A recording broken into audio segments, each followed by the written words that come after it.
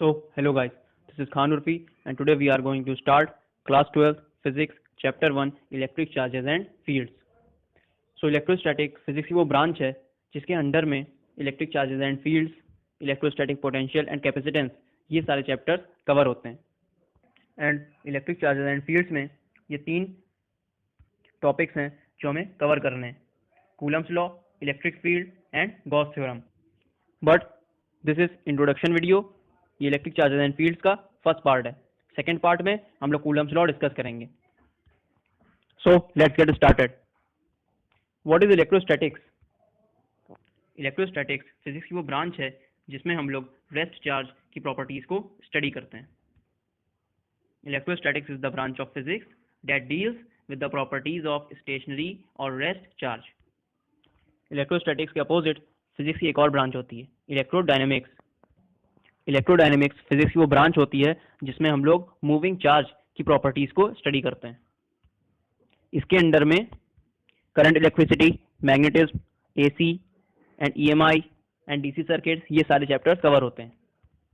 But our today's topic is electric charges and fields of electrostatics.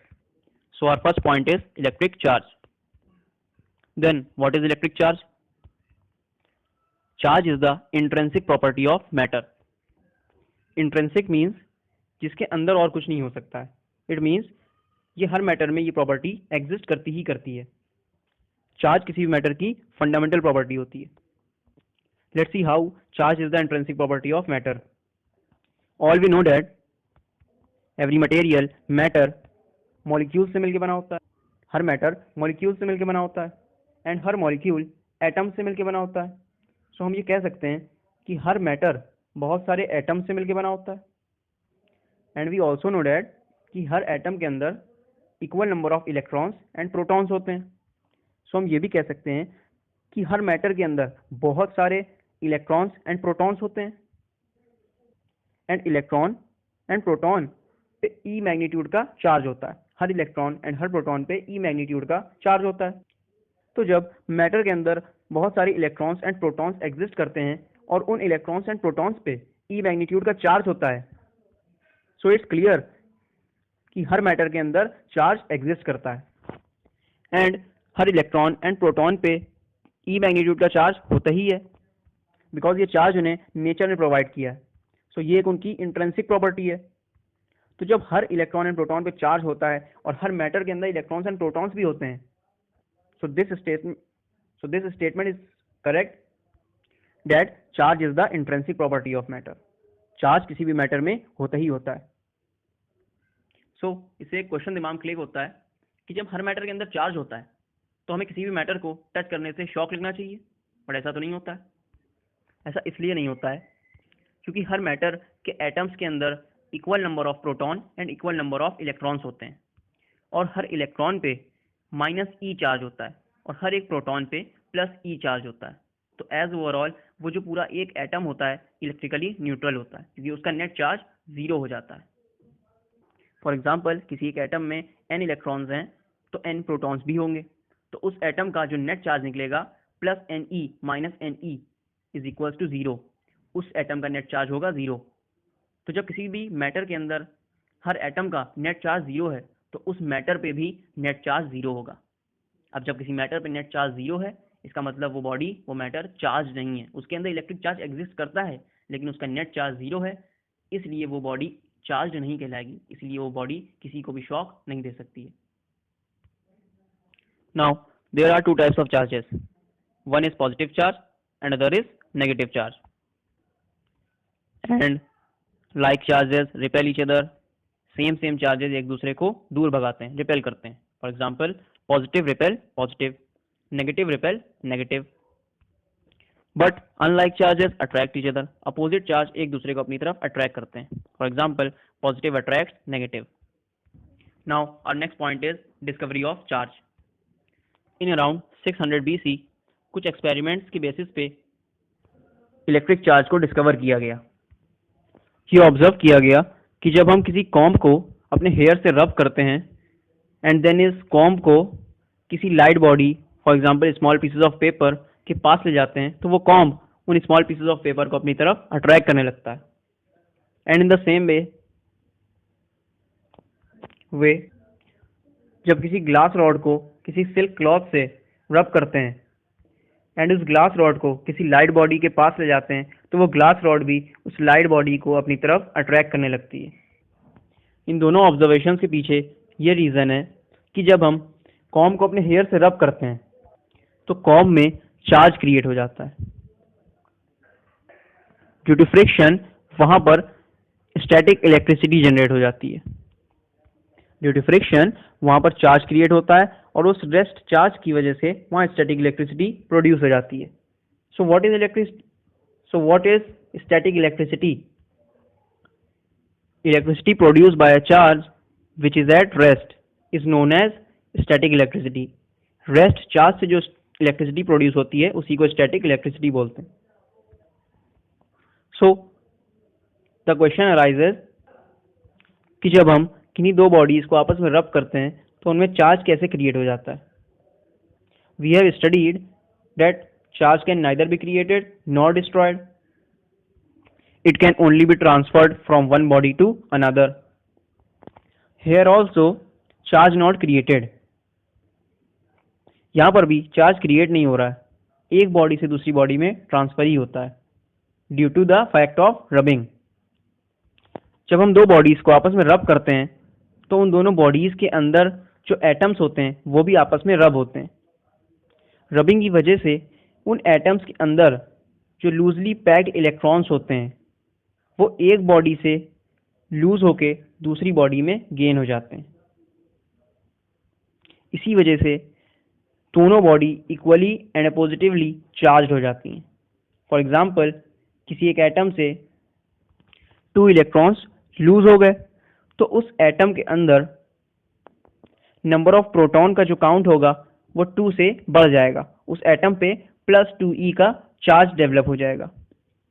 ऐसे ही जब उस body के बहुत सारे एटम से थोड़े थोड़े इलेक्ट्रॉन्स लूज हो जाते हैं तो वो बॉडी पॉजिटिवली चार्ज हो जाती है क्योंकि उसके अंदर नंबर ऑफ प्रोटॉन्स का काउंट बढ़ जाता है, क्योंकि वहां पर नंबर ऑफ इलेक्ट्रॉन्स लूज होके दूसरी बॉडी में चले गए, वहां नंबर ऑफ इलेक्ट्रॉन्स की शॉर्टेज हो गई, वो कम हो गए, तो वो हमारी बॉडी पॉजिटिवली चार्ज हो जाती है। एंड इलेक्ट्रॉन्स ट्रांसफर होके जिस बॉडी में जाते हैं वो बॉडी हमारी नेगेटिवली चार्ज हो जाती है क्योंकि उस बॉडी के हर एटम्स में नंबर ऑफ इलेक्ट्रॉन का काउंट बढ़ जाता है in comparison to number of protons. So इस तरह से जब हम दो बॉडीज को आपस में रब करते हैं तो दोनों bodies he equally and positively charge हो जाती हैं क्योंकि उनके बीच शेयरिंग ऑफ इलेक्ट्रॉन्स होते हैं। यही same thing comb and glass rod के केस में होती है। तो जब हम कॉम्ब को अपने हेयर से रब करते हैं हमारा कॉम्ब चार्ज हो जाता है और एक चार्ज बॉडी को हम इलेक्ट्रीफाइड बोलते हैं, तो हमारा कॉम्ब इलेक्ट्रीफाइड हो जाता है। अब जब हम उस कॉम्ब को स्मॉल पीसेस ऑफ पेपर यानी किसी अनचार्ज बॉडी के पास ले जाते हैं तो वो इलेक्ट्रीफाइड चार्ज बॉडी उस अनचार्ज बॉडी को अपनी तरफ अट्रैक्ट करने लगती है, और एक चार्ज बॉडी हमेशा एक अनचार्ज बॉडी को अट्रैक्ट ही करती है।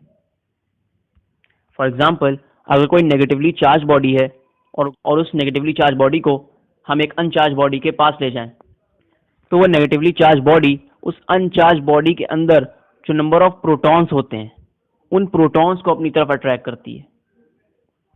इस वजह से वो बॉडी एक चार्ज बॉडी की तरफ खींची चली आती है। अगर वो अनचार्ज बॉडी हल्की हुई तो वो खींच के चली आएगी, अगर वो अनचार्ज बॉडी चार्ज बॉडी से हैवी है तो वो उसको अपनी तरफ अट्रैक्ट नहीं कर पाएगी। इसीलिए हम जब भी किसी चार्ज बॉडी को किसी अनचार्ज बॉडी के पास ले जाते हैं तो वो हमेशा उसे अट्रैक्ट करती है। अगर हमारी चार्ज बॉडी पॉजिटिवली चार्ज है तो वो अनचार्ज बॉडी के अंदर जो नंबर ऑफ इलेक्ट्रॉन्स होंगे उसको अपनी तरफ अट्रैक्ट करेगी, बट एक चार्ज बॉडी एक अनचार्ज बॉडी को हमेशा अट्रैक्ट करती है। Now symbol of electric charge. Electric charge को हम Q से डिनोट करते हैं। इलेक्ट्रिक चार्ज की SI यूनिट होती है कूलम्ब, इसको हम C से डिनोट करते हैं।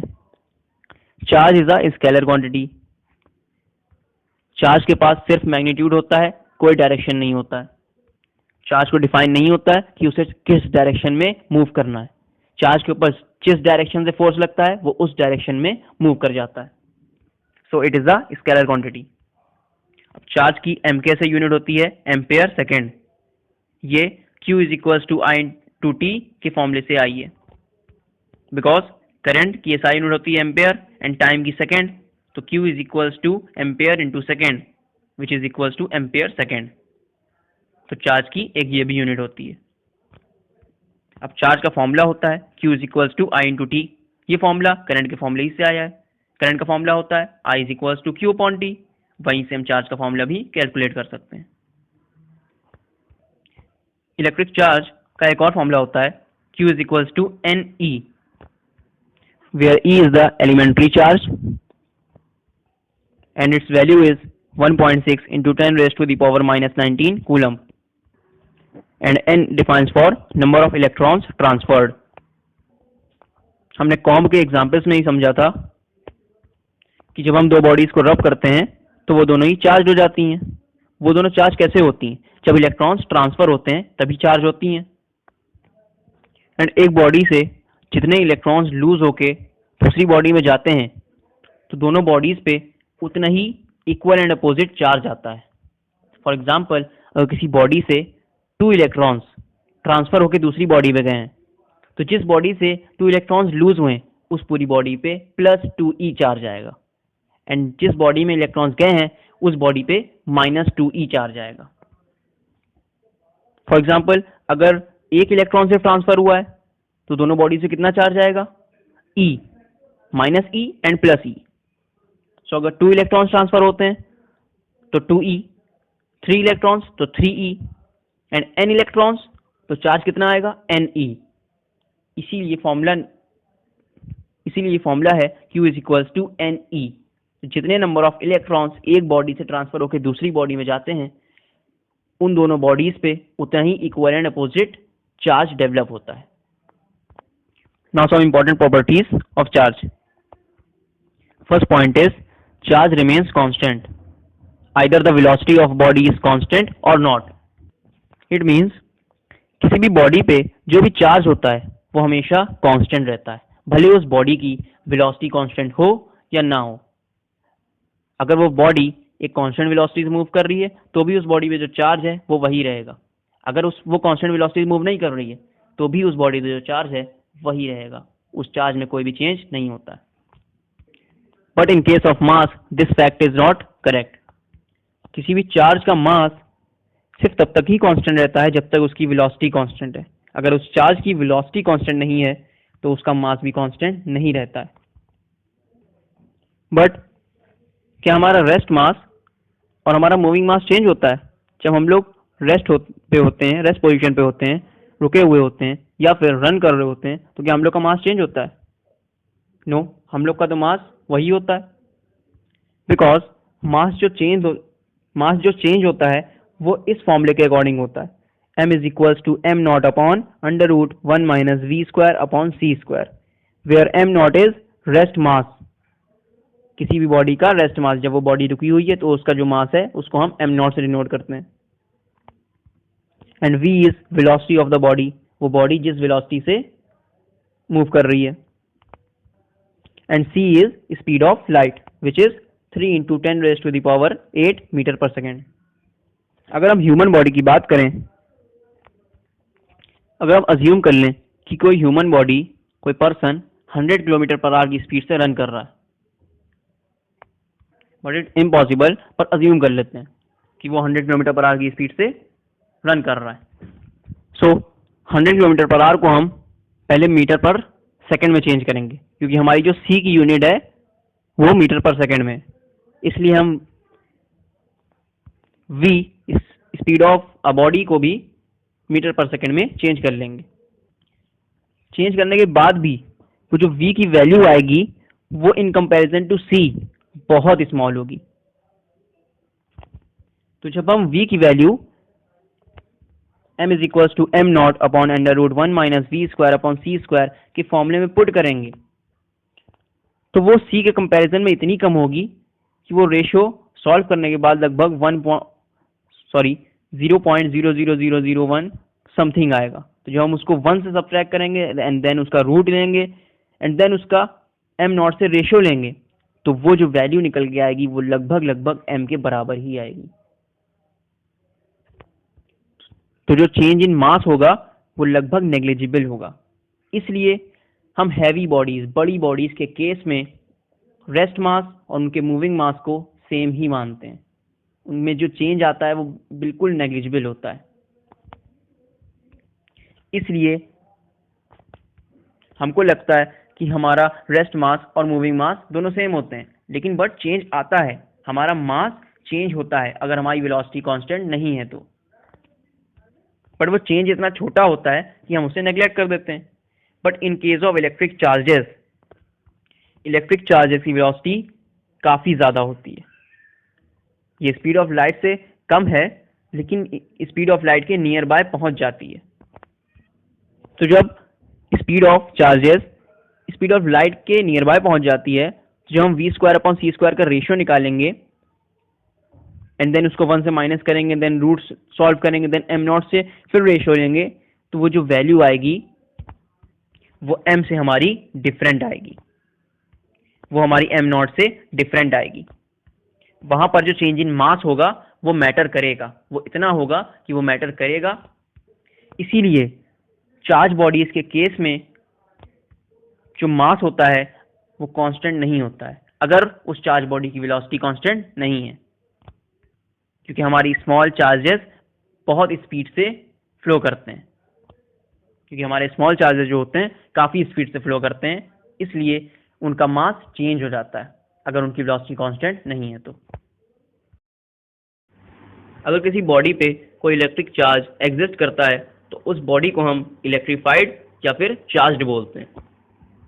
If an object possesses an electric charge, it is said to be electrified और चार्ज्ड। एंड अगर किसी बॉडी पे कोई चार्ज एग्जिस्ट नहीं करता है, इट मीन्स उस बॉडी पे नेट चार्ज 0 है, देन उस बॉडी को हम न्यूट्रल बोलते हैं।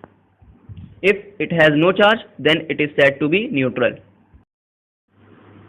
किसी भी बॉडी पे चार्ज डिटेक्ट करने के लिए एक सिंपल एपरेटस होता है जिसको हम लोग गोल्ड लीफ इलेक्ट्रोस्कोप बोलते हैं। With the help of gold leaf electroscope we can detect the amount of charge on a body. इस एपरेटस में एक वर्टिकल मेटल रॉड होती है जो कि एक बॉक्स के अंदर पैक होती है। इस मेटल रॉड के बॉटम पे 2 थिन गोल्ड लीव्स अटैच्ड होती हैं एंड मेटल रॉड के टॉप पे एक मेटल नॉब लगा होता है। सो अगर कोई भी चार्ज बॉडी जब उस मेटल नॉब को, जो कि मेटल रॉड के टॉप पे लगा होता है, उसको टच करती है, तो उस चार्ज बॉडी का चार्ज मेटल रॉड से फ्लो होके गोल्ड लीव्स तक जाता है। एंड जैसे ही चार्ज दोनों गोल्ड लीव्स से पहुंचता है, दोनों गोल्ड लीव्स डाइवर्ज होने लगती हैं, बाहर की तरफ खुलने लगती हैं। बिकॉज जब दोनों गोल्ड लीव्स पे सेम चार्ज आ जाएगा तो same charges repel each other, इसलिए वो दोनों गोल्ड लीव्स बाहर की तरफ खुलने लगती हैं due to the force of repulsion, diverge होने लगती हैं। सो उनके एंगल ऑफ डाइवर्जेंस से ही ये डिफाइन होता है कि उस चार्ज बॉडी पे कितना अमाउंट ऑफ चार्ज है। सो इस एपरेटस से हमें डिफाइन हो जाता है कि हमारी चार्ज बॉडी पे कितना अमाउंट ऑफ चार्ज है, क्योंकि गोल्ड लीव्स का एंगल ऑफ डाइवर्जेंस जितना ज़्यादा होगा हमारी बॉडी पे उतना ही ज़्यादा चार्ज होगा। So our next point is conductors and insulators. First we talk about conductors. ऐसे मटेरियल्स, सब्सटेंसेस जो अपने थ्रू इलेक्ट्रिक करंट को इजीली पास होने देते हैं, ऐसे सब्सटेंसेस को हम कंडक्टर्स बोलते हैं। कंडक्टर्स के पास फ्री इलेक्ट्रॉन्स होते हैं। कंडक्टर्स के एटम्स में फ्री इलेक्ट्रॉन्स, फ्री चार्जेस होते हैं जो through out the material easily move कर सकते हैं, जो कि इलेक्ट्रिसिटी को कंडक्ट कराने के लिए रिस्पॉन्सिबल होते हैं। कंडक्टर्स के एग्जाम्पल्स हैं all metals, for example gold, iron, copper, ये सब कंडक्टर्स होते हैं। And our human body is also a good conductor of electricity, and earth, which is the best conductor of electricity. Now one basic property of conductor. अगर हम किसी conductor की एक surface पे कोई चार्ज प्रोवाइड कराते हैं तो वो चार्ज उस कंडक्टर की एंटायर सरफेस पे स्प्रेड हो जाता है। ऐसा नहीं होता है कि हमने जिस सरफेस पे वो चार्ज प्रोवाइड किया वो वहीं रुक जाए, वो उस कंडक्टर की एंटायर सरफेस पे स्प्रेड होता है। ये कंडक्टर्स की एक प्रॉपर्टी है। So when some charge is given to a conductor to its one surface, it gets redistributed over the entire surface. Now we talk about insulators. ऐसे substances जो अपने थ्रू इलेक्ट्रिक करंट को पास नहीं होने देते हैं, उसको हाई रेजिस्टेंस ऑफर करते हैं, ऐसे सब्सटेंसेस को हम इंसुलेटर्स बोलते हैं। इंसुलेटर्स के एटम्स में कोई फ्री इलेक्ट्रॉन्स नहीं होते हैं जो कि इलेक्ट्रिसिटी को कंडक्ट करा सकें। अगर हम इंसुलेटर की किसी एक सरफेस पे कोई चार्ज प्रोवाइड कराते हैं तो वो चार्ज उस इंसुलेटर की उसी सरफेस पे रुका रहता है, इंसुलेटर की एंटायर सरफेस पे स्प्रेड नहीं होता है। ये इंसुलेटर्स की प्रॉपर्टी है। If some charge is put on an insulator, it stays at the same place. Insulators के एग्जांपल्स होते हैं most of the non metals like gas, ये सारे इंसुलेटर होते हैं। Plastic insulator, wood is also insulator. Now our next point is discovery of conductors and insulators. कुछ experiments के basis पे ही ये डिफाइन किया गया कि नेचर में दो तरह के सब्सटेंसेस होते हैं, एक कंडक्टर्स एंड एक इंसुलेटर्स। ये ऑब्जर्व किया गया कि जब किसी मेटल रॉड को हाथ से पकड़ के किसी क्लॉथ से रब किया जाता है, देन वो मेटल रॉड इलेक्ट्रीफाइड नहीं होती है। अगर इसी सेम एक्सपेरिमेंट को रिपीट करें बट इस बार मेटल रॉड पे एक वुडन हैंडल लगा दें और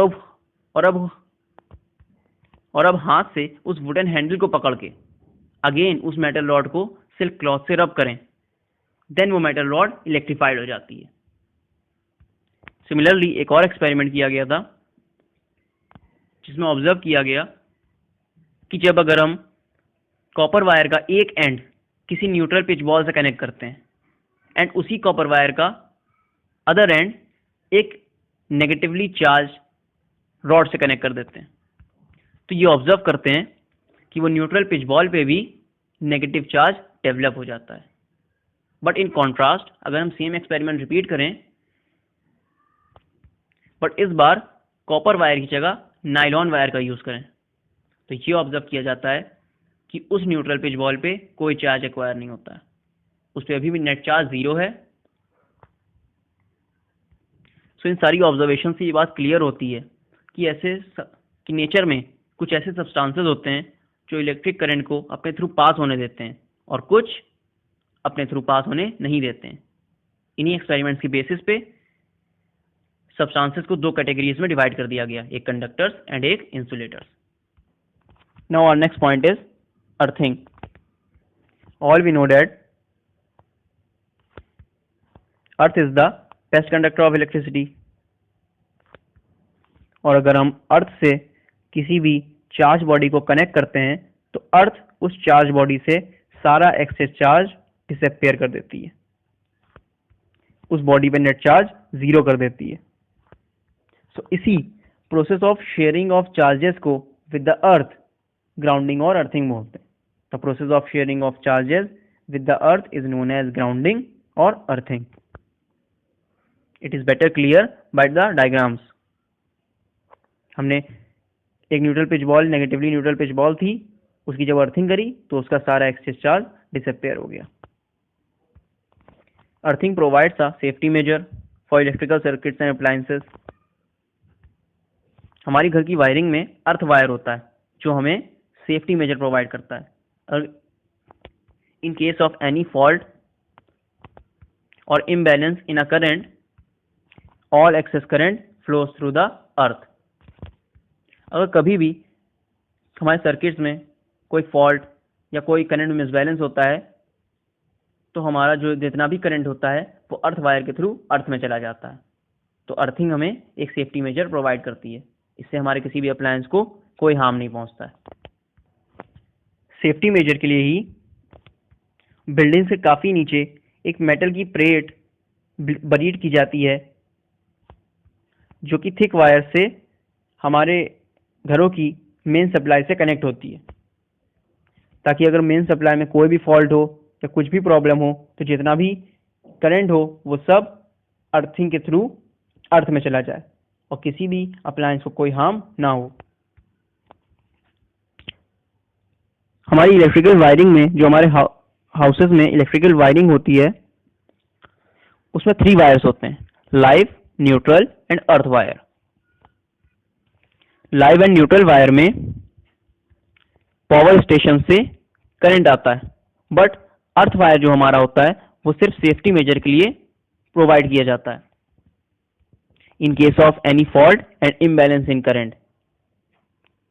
और कभी भी करंट में कोई फॉल्ट होता है या कुछ भी मिसबैलेंस होता है तो जितना भी करंट होता है वो अर्थ वायर के थ्रू अर्थ में चला जाता है और किसी भी अप्लायंस को नुकसान नहीं होता है एंड किसी को भी कोई इंजरी नहीं होती है। अर्थ वायर को बिल्कुल भी अवॉइड नहीं किया जा सकता क्योंकि हमारी ह्यूमन बॉडी भी एक गुड कंडक्टर ऑफ इलेक्ट्रिसिटी है। अगर करंट में कोई भी फॉल्ट होता है तो ह्यूमन बॉडी को भी इंजरी हो सकती है क्योंकि human body is also a good conductor of electricity. इसलिए किसी भी इलेक्ट्रिक वायरिंग में अर्थ वायर का होना कंपलसरी है। Now our next point is different methods for charging. हम किसी भी बॉडी को 3 तरह से चार्ज कर सकते हैं। Number 1, by friction.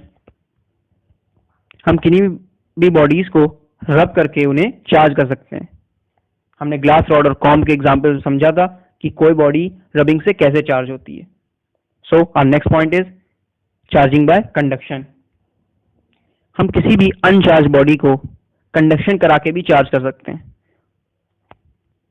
For example, अगर कोई अनचार्ज बॉडी है और अगर हम उसको एक चार्ज बॉडी से टच करा दें, उसका कंडक्शन करा दें, देन वो अनचार्ज बॉडी भी चार्ज हो जाती है। फॉर एग्जाम्पल, अगर हम किसी अनचार्ज बॉडी को एक नेगेटिवली चार्ज बॉडी से टच कराते हैं तो वो अनचार्ज बॉडी भी नेगेटिवली चार्ज हो जाती है। जिस चार्ज बॉडी से हमने उसे टच कराया है उसका चार्ज दोनों बॉडीज पे इक्वली डिस्ट्रीब्यूट हो जाता है। इसी प्रोसेस को हम लोग बोलते हैं charging by conduction. Charging by conduction ये सिर्फ कंडक्टर्स में एप्लीकेबल होता है because flow of electrons conductors में ही पॉसिबल है। एंड चार्जिंग बाय फ्रिक्शन ये इंसुलेटर्स में एप्लीकेबल होता है बिकॉज इंसुलेटर्स में ही अगर हम किसी सरफेस पे कोई चार्ज देते हैं तो वो वहीं रुका रहता है, पूरी सरफेस पे स्प्रेड नहीं होता है। अगर हम कंडक्टर्स को इस मेथड से चार्ज करें तो कंडक्टर के अंदर जो भी चार्ज डेवलप होगा वो अगर जैसे ही किसी ह्यूमन बॉडी या किसी भी कंडक्टर से टच होगा तो फौरन वो चार्ज उससे डिसअपियर हो जाएगा। इसलिए हम बाय फ्रिक्शन से इंसुलेटर्स को ही चार्ज करते हैं and by method of conduction हम कंडक्टर्स को चार्ज करते हैं। And now our third method is charging by induction. किसी भी बॉडी को बिना टच करे चार्ज करना, इसी प्रोसेस को चार्जिंग बाय इंडक्शन बोलते हैं। Let's see step by step. किसी भी बॉडी को इंडक्शन के प्रोसेस से चार्ज करने के लिए हमें ये सारे स्टेप्स फॉलो करने होंगे। हमें 2 न्यूट्रल पिच बॉल लेनी होंगी, neutral pith ball A and neutral pith ball B. दोनों को ही हम इंसुलेटिंग स्टैंड पर रखेंगे। अभी दोनों बॉल टच कर रही हैं। सेकेंड स्टेप में हम न्यूट्रल पिच बॉल ए के पास एक पॉजिटिवली चार्ज रॉड लेके आएंगे, एक चार्ज रॉड लेके आएंगे। तो ये ऑब्ज़र्व करेंगे, जैसे ही हम एक पॉजिटिवली चार्ज रॉड लेके आते हैं तो न्यूट्रल पिच बॉल ए की लेफ़्ट सरफेस पे कुछ नेगेटिव चार्ज एक्वायर होने लगेगा due to the attraction, because unlike charges attract each other. इसलिए जब हम एक positively charge rod ball A के पास लेके आते हैं तो उसकी लेफ़्ट सरफेस पे नेगेटिव चार्ज एक्वायर होने लगता है and neutral pith ball B की राइट सरफेस पे पॉजिटिव चार्ज एक्वायर होने लगता है due to the repulsion, because वो पॉजिटिवली चार्ज रॉड प्रोटॉन्स को रिपेल करेगी, इसलिए कुछ positive charge neutral pith ball B की राइट सरफेस पे एक्वायर होने लगता है। देन अब थर्ड स्टेप में हम ball A and ball B को एक स्मॉल डिस्टेंस से सेपरेट कर देंगे। अभी भी हमारी बॉल ए की लेफ़्ट सरफेस पे नेगेटिव चार्ज है एंड बॉल बी की राइट सरफेस पे पॉजिटिव चार्ज है और बॉल ए के पास हमारी एक पॉजिटिवली चार्ज रॉड प्लेस है। देन इन फोर्थ स्टेप अब हम अपनी पॉजिटिवली चार्ज रॉड को वापस रिमूव कर लेंगे। देन अब हमारी न्यूट्रल पिच बॉल ए नेगेटिवली चार्ज है और neutral pith ball B positively charge है। अब ये दोनों न्यूट्रल नहीं रही हैं। देन जब हम रॉड को हटा लेंगे तो बॉल ए का जो नेगेटिव चार्ज है वो राइट सरफेस पे एक्वायर होने लगेगा और बॉल बी का जो पॉजिटिव चार्ज है वो लेफ़्ट सरफेस पे एक्वायर होने लगेगा due to force of attraction, because unlike charges attract each other.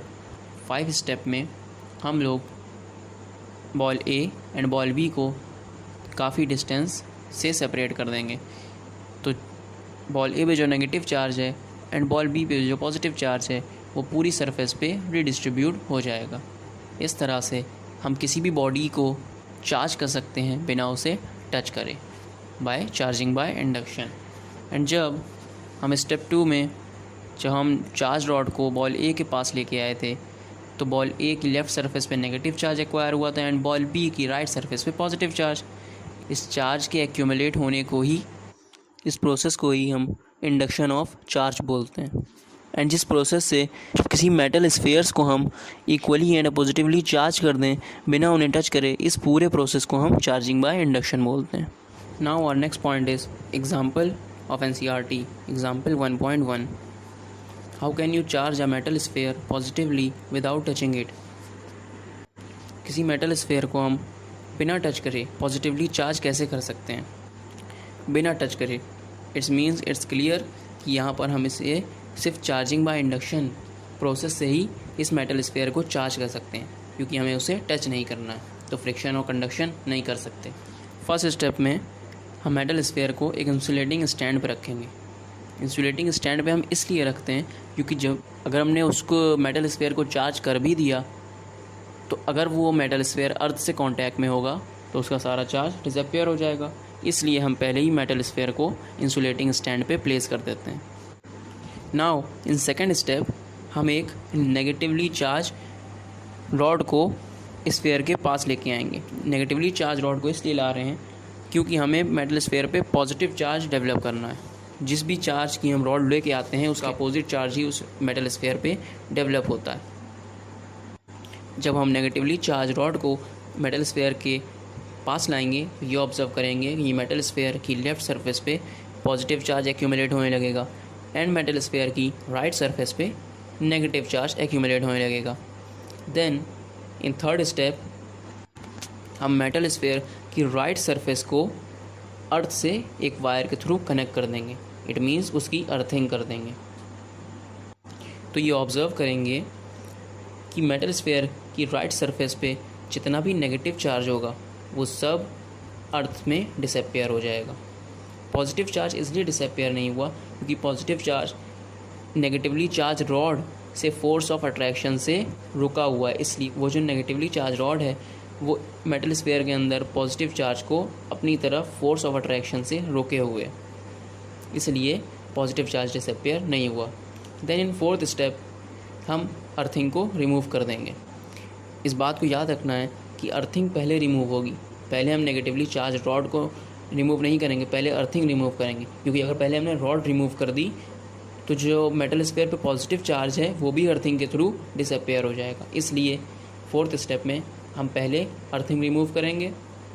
Then in fifth step हम नेगेटिव चार्ज रॉड को भी रिमूव कर देंगे। तो ये ऑब्जर्व करेंगे कि मेटल स्फीयर पे हमारा जितना भी पॉजिटिव चार्ज था वो पूरी एंटायर सरफेस में रीडिस्ट्रीब्यूट हो जाएगा और अब हमारा मेटल स्फीयर पॉजिटिवली चार्ज हो गया है। Now our next point is basic properties of electric charge. All we know that there are two types of charges, one is positive and other is negative charge. किसी भी atom में positive and negative charge एक दूसरे के effect को cancel करते हैं। एक पॉइंट समझ लेते हैं, अगर किसी भी चार्ज बॉडीज़, कोई भी मान लीजिए दो चार्ज बॉडीज़ हैं, उनका जो साइज़ है उनके बीच की डिस्टेंस के कंपैरिजन में बहुत स्मॉल है, तो हम उन चार्ज बॉडीज़ को पॉइंट चार्जेस एज्यूम करते हैं। उनके साइज़ से कोई फ़र्क नहीं पड़ता, हम उन्हें पॉइंट चार्जेस ही मानेंगे क्योंकि उनके बीच की डिस्टेंस जो है उनके साइज़ से कंपैरिजन में बहुत ज़्यादा है।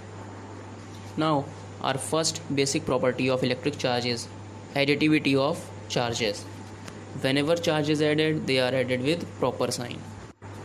इट मीन्स हम चार्जेस को, कितने भी चार्जेस हों, अगर कभी भी उनको ऐड करते हैं तो वो चार्जेस हमेशा अपने प्रॉपर साइन के साथ ही ऐड और सब्ट्रैक्ट होते हैं। उनका साइन उनके साथ लेना कंपलसरी है। कोई भी चार्जेस बिना अपने साइन के ऐड और सब्ट्रैक्ट नहीं होता।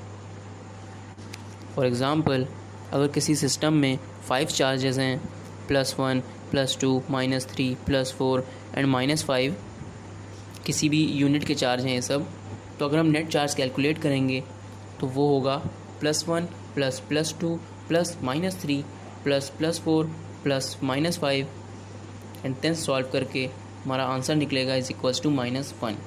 तो हमने जितने भी चार्जेस को ऐड करा उनके साइन के साथ ऐड करा। यही हमारी फर्स्ट प्रॉपर्टी है, additivity of charges. Now our second property is charge is conserved. All we know that charge can neither be created nor destroyed. It can only be transferred from one body to another. Charge को कोई भी create नहीं कर सकता और ना ही destroy कर सकता। चार्ज सिर्फ एक बॉडी से दूसरी बॉडी में ट्रांसफ़र होता है। हमने कॉम्ब और ग्लास रॉड के एग्जांपल्स में समझा था कैसे चार्ज एक बॉडी से दूसरी बॉडी में ट्रांसफ़र होता है, वहाँ भी चार्ज क्रिएट नहीं होता है।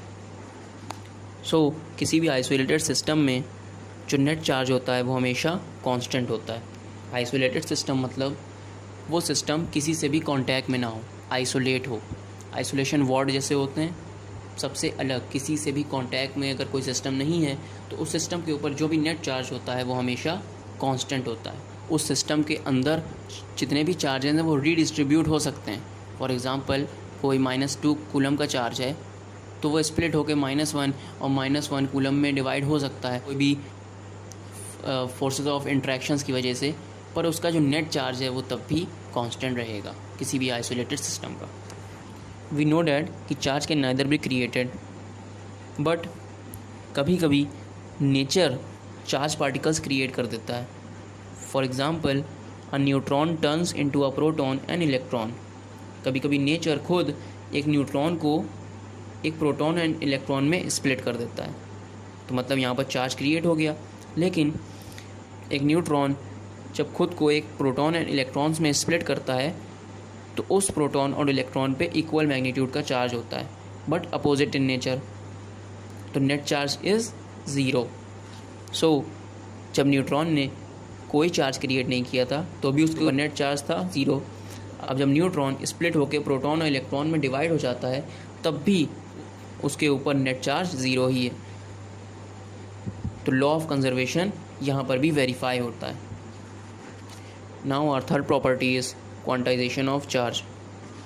एक्सपेरिमेंटली ये ऑब्ज़र्व किया गया है कि नेचर में जितने भी फ्री चार्जेस होते हैं वो सब एक basic unit of charge E के इंटीग्रल मल्टीप्लेन में ही पाए जाते हैं। फॉर एग्ज़ाम्पल, नेचर में कोई भी चार्ज एग्जिस्ट करेगा तो वो इन्हीं टर्म्स में होगा। -2e होगा, -2e हो सकता है, +5e हो सकता है, +7e हो सकता है, बट कभी भी 2.5e नहीं हो सकता, -3.6e नहीं हो सकता, बिकॉज e को हम फर्दर डिवाइड नहीं कर सकते। What is e? Charge on an electron and proton. It is the smallest unit of charge that is exist in nature. तो इसको हम फर्दर डिवाइड नहीं कर सकते। कोई भी फ्री चार्ज जो नेचर में एग्जिस्ट करता है वो इनके मल्टीपल में ही होता है, या तो 1e या तो 2e या तो 3e -4e ऐसे एग्जिस्ट करता है। इसीलिए क्वांटाइजेशन ऑफ चार्ज का फॉर्मूला होता है Q = NE, where Q is magnitude of charge, N is number of electrons transfer and E is elementary charge. Elementary charge हमारा क्या है? Smallest unit of charge that is exist in nature. छोटे से छोटा charge जो nature में exist करता है, जो कि एक इलेक्ट्रॉन और प्रोटॉन पे होता है, उसी को हम लोग E कहते हैं। और E की वैल्यू होती है 1.6 × 10⁻⁻19 कूलम। हमने कॉम के एग्जांपल्स में ये देखा था कि जब हम दो बॉडीज़ को रब करते हैं तो इलेक्ट्रॉन्स ट्रांसफ़र होते हैं। जितने नंबर ऑफ़ इलेक्ट्रॉन्स ट्रांसफ़र होते हैं उन दोनों बॉडीज़ पे उतना ही equal and opposite charge create होता है जितने इलेक्ट्रॉन्स ट्रांसफ़र होते हैं। फॉर एग्ज़ाम्पल, अगर एक बॉडी से 5 इलेक्ट्रॉन्स लूज़ हुए तो उस बॉडी के अंदर नंबर ऑफ़ प्रोटॉन्स का काउंट 5 से बढ़ गया, तो वो बॉडी +5e पॉजिटिवली चार्ज हो गई। एंड जिस बॉडी में इलेक्ट्रॉन्स एंटर किए, गेन हुए, उस बॉडी के अंदर -5e चार्ज डेवलप हो गया, क्योंकि वहाँ पर इलेक्ट्रॉन्स का काउंट 5 से बढ़ गया। इसीलिए जितने भी नंबर ऑफ़ इलेक्ट्रॉन्स ट्रांसफ़र होते हैं उस बॉडी पे उतना ही चार्ज आता है। एंड एक इलेक्ट्रॉन पे चार्ज होता है E। अगर एक इलेक्ट्रॉन ट्रांसफ़र हुआ तो उस बॉडी पे E चार्ज आएगा। अगर 2 इलेक्ट्रॉन्स ट्रांसफ़र हुए तो 2E चार्ज आएगा। अगर n इलेक्ट्रॉन्स ट्रांसफ़र हुए तो NE चार्ज आएगा। इसीलिए फॉर्मूला है हमारा Q = NE, और n की वैल्यू हमेशा इंटीजर में ही होती है, या तो +1 होगी या +2 होगी या -3 होगी, क्योंकि इलेक्ट्रॉन्स हमेशा नंबर में ही ट्रांसफ़र होते हैं। 2.5 इलेक्ट्रॉन्स ऐसे ट्रांसफ़र नहीं हो सकता, क्योंकि इलेक्ट्रॉन्स को हम फर्दर डिवाइड कर ही नहीं सकते। या तो 1 इलेक्ट्रॉन्स ट्रांसफ़र होगा, या 2 होगा, या 4 होगा, या n होगा। इसलिए n एक हमेशा इंटीजर होता है। अगर कोई बॉडी नेगेटिवली चार्ज हो रही है तो उसके पीछे माइनस साइन आएगा। अगर कोई बॉडी पॉजिटिवली चार्ज हो रही है तो उसके पीछे पॉजिटिव साइन आएगा। इसीलिए हमारा n जो होता है इंटीजर होता है, नेचुरल नंबर नहीं होता, इंटीजर होता है। सो इसी फैक्ट को कि जो भी इलेक्ट्रिक चार्ज नेचर में एग्जिस्ट करता है वो E के इंटीग्रल मल्टीपल में ही एग्जिस्ट करता है, इसी फैक्ट को हम लोग क्वांटाइजेशन ऑफ चार्ज बोलते हैं। SI यूनिट्स के अकॉर्डिंग एक कूलम एक यूनिट ऑफ चार्ज होता है। A unit of charge is called a coulomb and is denoted by symbol C। Example 1.2 of NCERT। According to question, अगर हर 1 सेकेंड में किसी बॉडी से 10⁻⁹ इलेक्ट्रॉन्स लूज़ होके दूसरी बॉडी में ट्रांसफ़र हो रहे हैं, तो हमको ये बताना है कि उस दूसरी बॉडी पे 1 कूलम का चार्ज एक्वायर होने में कितना टाइम लगेगा। सो सॉल्यूशन, हमें टाइम कैलकुलेट करना है कि जब कितना चार्ज उस बॉडी पे एक्यूमुलेट हो जाए, कितना चार्ज उस बॉडी पे एक्यूमुलेट हो जाए 1 कूलम का। तो हमारे Q की वैल्यू हो गई 1 coulomb, Q = 1 coulomb. By the formula of quantization of charge Q = NE। तो हमें 1 कूलम का चार्ज उस बॉडी पे एक्यूमुलेट करना है। देन अगर यहाँ से हम n की वैल्यू कैलकुलेट करें, n = Q/E, which is equals to 1/1.6 × 10⁻⁻19। सो जब 1/1.6 × 10⁻⁻19 इलेक्ट्रॉन्स एक बॉडी से दूसरी बॉडी में ट्रांसफ़र होके आएंगे, तभी उस बॉडी पे 1 कूलम का चार्ज एक्वायर होगा। हर सेकंड में 10⁻⁹ इलेक्ट्रॉन्स ट्रांसफ़र हो रहे हैं, और हमें कितने इलेक्ट्रॉन्स ट्रांसफ़र करवाने हैं? 1/1.6 × 10⁻⁻19 इलेक्ट्रॉन्स। सो 1 सेकंड में इतने हो रहे हैं और हमें इतने करवाने हैं, तो कितना टाइम लगेगा? तो इस वैल्यू को 10⁻⁹ से सिंपल डिवाइड कर देंगे। हमारा टोटल टाइम आ जाएगा कि कितने टाइम में उस दूसरी बॉडी पे 1 कूलम का चार्ज एक्वायर होगा। बिकॉज फॉर एग्ज़ाम्पल, अगर एक एप्पल 10 रुपीज़ का है और हम 20 रुपीज़ में कितने एप्पल्स खरीद सकते हैं? 2 डिवाइड ही करके तो निकाला। इसी तरह से हम 1/1.6 × 10⁻⁻19 को अपॉन 10⁻9 कर देंगे। इसको सॉल्व कर लेंगे, हमारा आंसर आएगा 6.25 × 10⁻9 सेकेंड। इस सेकेंड के हिसाब से बहुत बड़ी वैल्यू है, इसलिए हम इसको minute, then hour, then days and then years में कन्वर्ट कर लेंगे। सो हमें इस वैल्यू को सेकेंड से मिनट में कन्वर्ट करना है। सेकेंड होती है छोटी यूनिट, मिनट होती है बड़ी। हमें छोटे से बड़े में जाना है। एक रूल होता है, ये रूल हमारे लिए बहुत हेल्पफुल होता है। अगर हमें छोटी यूनिट से बड़ी यूनिट में जाना है तो हमें मल्टीप्लाई करना चाहिए ना, लेकिन हमें डिवाइड करना होगा। जब डिवाइड करेंगे तो ही हमारा आंसर आएगा। तो हम सेकंड से मिनट में जाने के लिए क्या करेंगे? डिवाइड। किससे डिवाइड? 1 मिनट में जितने सेकंड होते हैं, 1 मिनट में 60 सेकंड्स होते हैं, इसलिए हम इस पूरी वैल्यू को 60 से डिवाइड कर देंगे। बट हमें मिनट तक नहीं रुकना है, हमें मिनट से आवर में जाना है। तो हम ये देखेंगे कि आवर में कितने मिनट होते हैं? 60। तो हम इसको 60 से और डिवाइड कर देंगे। फिर हम ये देखेंगे कि 1 डे में कितने आवर्स होते हैं? 24। तो हम इसे 24 से भी डिवाइड कर देंगे। अब 1 ईयर में 365 डेज़ होते हैं, तो हम इसको 365 से भी डिवाइड कर देंगे। तो हमारा जो हम इसको सॉल्व करेंगे 6.25 इंटू 10⁻⁹ को डिवाइड करेंगे whole bracket 365 into 24 into 60 into 60। Solve करने के बाद हमारा आंसर आएगा 198 ईयर्स। तो टोटल 198 ईयर्स में अदर बॉडी पे 1 कूलम का चार्ज एक्वायर हो जाएगा। Now our next example is example 1.3। How much positive and negative charge is there in a cup of water. Question is asking that एक cup of water में कितना positive and कितना negative charge होता है। सो हम जानते हैं कि वाटर का फॉर्मूला होता है H2O एंड H2O एक मॉलिक्यूल है जो कि 2 hydrogen atom and 1 oxygen atom से मिलकर बना है। अब हमने केमिस्ट्री में ये पढ़ा ही है कि एक हाइड्रोजन एटम में 1 प्रोटॉन एंड 1 इलेक्ट्रॉन होता है। वाटर के अंदर 2 हाइड्रोजन एटम है तो हमारे 2 प्रोटॉन एंड 2 इलेक्ट्रॉन्स हो गए, और ऑक्सीजन में 8 इलेक्ट्रॉन्स एंड 8 प्रोटॉन्स होते हैं। तो H2O के पूरे मॉलिक्यूल में 10 इलेक्ट्रॉन्स एंड 10 प्रोटॉन्स हैं। इट मीन्स H2O के एक मॉलिक्यूल में 10E पॉजिटिव चार्ज है एंड 10E नेगेटिव चार्ज है, बिकॉज एक प्रोटॉन पे प्लस E चार्ज होता है और एक इलेक्ट्रॉन पे माइनस E चार्ज होता है।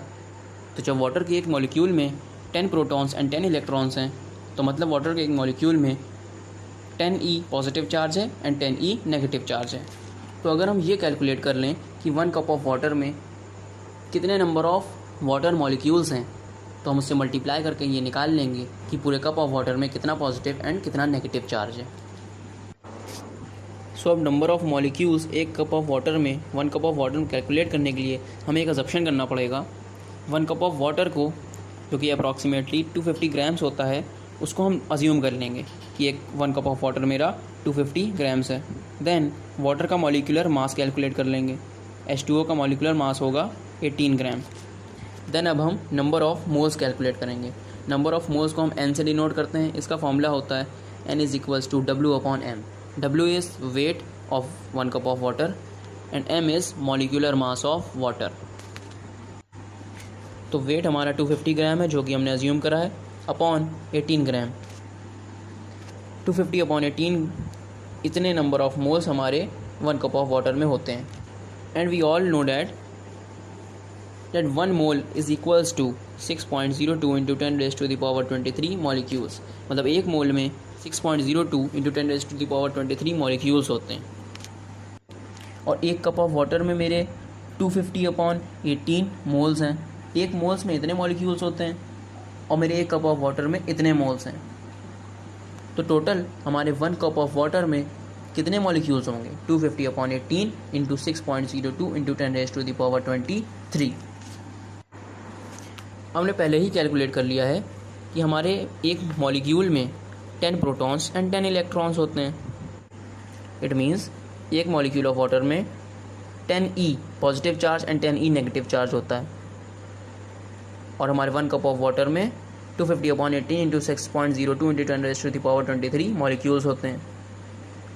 तो हमारा टोटल 1 कप ऑफ वाटर में 250 upon 18 into 6.02 into 10⁻23 into 10E इतना पॉजिटिव एंड इतना ही नेगेटिव चार्ज होगा, जो वैल्यू सॉल्व करने पे आएगी 1.34 इंटू 10⁻7 कूलम। इतना पॉजिटिव एंड इतना ही नेगेटिव चार्ज एक कप ऑफ वाटर में होता है। दोनों चार्ज मैग्नीट्यूड में इक्वल है बट साइन अपोजिट है, इसलिए 1 कप ऑफ वाटर पे चार्ज 0 आता है। वाटर के हर मॉलिक्यूल पे चार्ज 0 ही होता है। So here our first part of electric charges and fields ends. Let's see you guys in the next part, Coulomb's law।